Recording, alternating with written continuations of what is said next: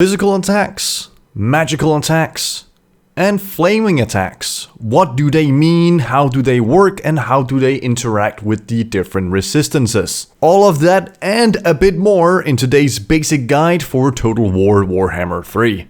You might be aware that there are different types of attacks as well as resistances in the game. Now, one thing I do want to note right away is that in Total War Warhammer 3, magical resistance will be replaced with spell resistance. We will talk more about that later and what it means for the game, but just keep it in mind that this video is made with Warhammer 3's mechanics in mind and not Warhammer 2. I will also like to start off by correcting a mistake I made in my previous guide regarding armor. As it turns out, damage from spells are affected by armor. In fact, any kind of damage that is not the armor piercing type or the other types of damage I mentioned in the armor guide is affected by armor. With that said, I still think that video is pretty nice and will pair nicely with the video we're doing right now about damage and resistances, so be sure to check that out once you're done with this one. Now, let's get down to the actual topic of this video. So, how does damage work? Well, first of all, in Warhammer 3, the damage from units is split between physical and magical damage. Some people might think that fire attacks is also a damage source, but it's actually more of a third-party modifier that is added to either physical or magical damage. We will begin by taking a look at physical damage. Physical damage is the standard damage most units will deal. There is no symbol to indicate it is physical, but if there is no magic symbol next to the melee attack stat, then the damage is physical. If there is a fire symbol, the damage is still physical, but has the benefits and downsides of doing fire attacks. Normal physical attack damage will be affected by armor, physical resistance, ward save, and missile resistance if the attack is from an archer unit. An example of how much damage could be calculated following these modifiers is Unit A attacking Unit B for 200 damage. Of the 200 damage, 100 is armor piercing and 100 is base damage. Unit B has 50 armor, 10% physical resistance and 5% ward save. Armor is the first thing taken into account. For this example, let's pretend that the armor roll is the lowest of 50%, meaning that only 25 armor is applied. Since 100 damage was armor piercing, that part ignores armor, but the 100 base damage gets 25 subtracted, and so now we have damage of 175. Now it's time to look at the physical resistance and ward save. The ward save interacts with all damage and as such is always calculated first. 5% of 175 is 8.75. Round that up to 9, it brings the damage down to 166. We then take the 10% physical resistance into account, which takes off 16.6 damage, which brings the total damage down to 149. Now let's pretend that there were also flaming attacks involved in this physical damage calculation. Well, nothing would change because the unit did not have any fire resistance or weakness to fire, and as such fire is calculated just the same way as it would have been without any flaming attacks. However, starting with Warhammer 3, fire attacks will apply a debuff that reduces healing on the unit that is getting hit by the fire attack by 50%. So that'll be a great way to deal with units that have a lot of regeneration and or factions that heal a lot, such as the vampire counts.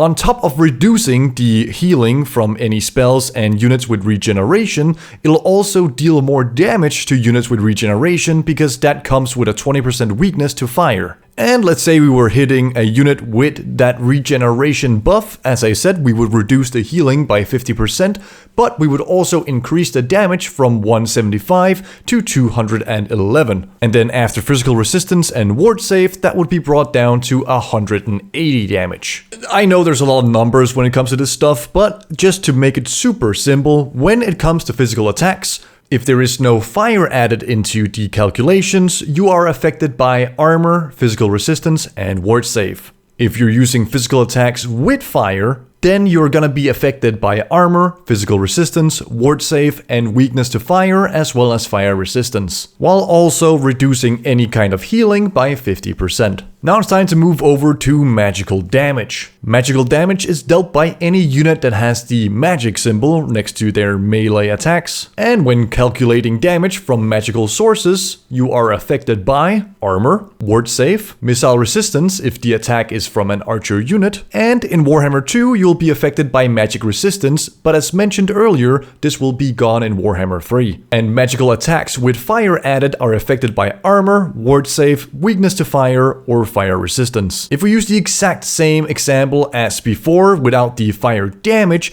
the only thing that changes is that we no longer get affected by the physical resistance. We don't get affected by that because we're doing magical damage. As such, our damage goes up to 166. And the exact same things apply when it comes to fire attacks with physical as it does with magical. So if the unit doesn't have a weakness to fire or resistance to fire or regeneration, for example, well then fire magical attacks will do absolutely nothing. Well, absolutely nothing differently, that is. One thing I think that is very important to think about is that now, with magic resistance being gone in Total War Warhammer 3, magical attacks will actually always, on paper, be better than physical attacks. And that's quite simply because there's gonna be one less resistance to mitigate the damage of magical attacks compared to physical attacks. For physical attacks, there's gonna be armor, physical resistance, ward save, missile resistance, and then for magical attacks, there's gonna be armor, ward save, and missile resistance. So yeah, there's just gonna be one less resistance when it comes to magical attacks, so in theory, they will just always be better. Now, this is based on the information that I have about Warhammer 3 right now, but if you've heard something or know something that I failed to understand or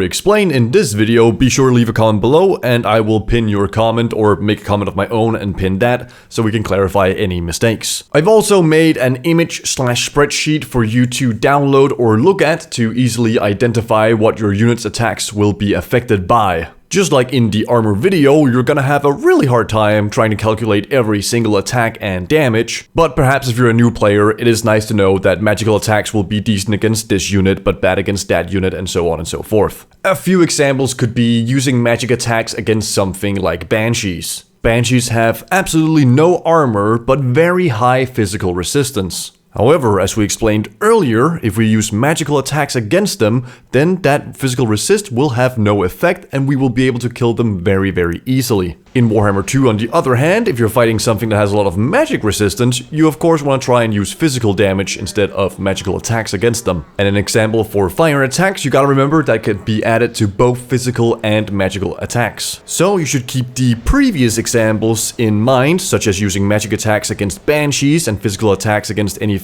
that has a lot of magic resistance. But then if they also have a weakness to fire because of regeneration or something different, then you might want to look to add on some fire attacks so you can deal even more damage. And in Warhammer 3, fire attacks are gonna be worth even more because they will apply that debuff that halves any healing a unit receives, which means that flaming attacks will just always be good unless the enemy has fire resistance. Because even if the fire attacks aren't contributing to dealing any more damage, they are reducing any healing your opponent might have. And it's also worth remembering that you can give all enemy units weakness to fire for 15 seconds by using the passive skill from the Lore of Fire. And basically, whenever you cast a spell from the Lore of Fire while you have a point in Kindle Flame, you will give all enemies a weakness to fire for 15 seconds. There are a few units that have very high fire resistance, such as the Phoenixes of the High Elves, which of course you don't want to use fire attacks against, because otherwise you will be dealing absolutely no damage to them. And with that, I think we're finally finished with this giant information-packed video. I understand that these are called basic guides because I try and break everything down into the most understandable and easily explainable basic bits as I can, but there's still so much information here that if you have any questions, feel free to ask them in the comments below and I'll try and do a better job at explaining it so you specifically can understand it. Thank you so much for watching. My name has been Rejnols, and until I see you again, I hope you have a wonderful time.